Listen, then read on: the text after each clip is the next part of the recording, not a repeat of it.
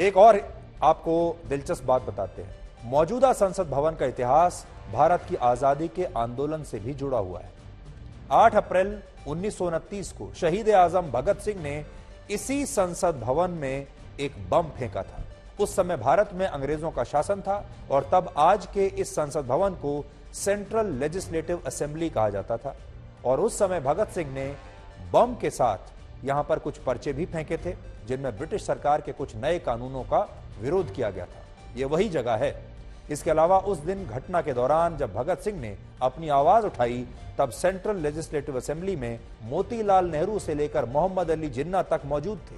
लेकिन इस दौरान वहां मौजूद किसी भी भारतीय नेता ने भगत सिंह का साथ नहीं दिया था। यह बात आप कभी भी भूलिएगा मत।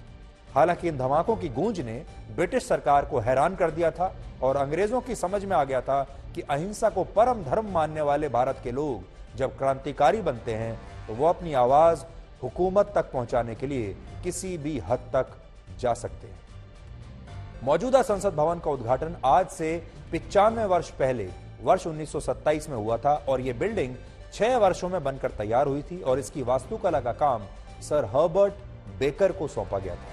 हर्बर्ट बेकर चाहते थे कि संसद भवन त्रिकोण आकार का हो, ट्रायंगुलर, और उसके हर कोण पर सदन और बीच में एक सेंट्रल हॉल बनाया जाए। लेकिन तब ब्रिटिश आर्किटेक्ट सर एडविन लटियंस ने इसका विरोध किया और उन्होंने अपने प्रस्ताव में इसे गोल आकार देने का सुझाव रखा और इसके बाद ब्रिटिश हुकूमत ने हर्बर्ट बेकर के सुझाव को खारिज करते हुए एडविन लटियंस के प्रस्ताव को स्वीकार कर लिया। अगर उस समय ऐसा नहीं होता तो मौजूदा संसद भवन भी नए संसद भवन की तरह त्रिकोण आकार का ही होता। इस बिल्डिंग से जुड़ा एक और किस्सा आज आपको बताते हैं। वर्ष 1921 में जब संसद भवन बनना शुरू हुआ तो इसकी छत काफी ऊंची थी और ऐसा इसलिए किया गया क्योंकि ऊंची छतों वाले कमरे अक्सर ठंडे रहते हैं। लेकिन इससे भवन के अंदर बात करने वालों की आवाजें गूंजने लगी और किसी को किसी की बात सुनाई नहीं दे रही थी। इसके बाद इस पर बहुत विचार विमर्श हुआ और संसद भवन की सीलिंग को यानी छत को लगभग 11 फीट नीचे लाया गया।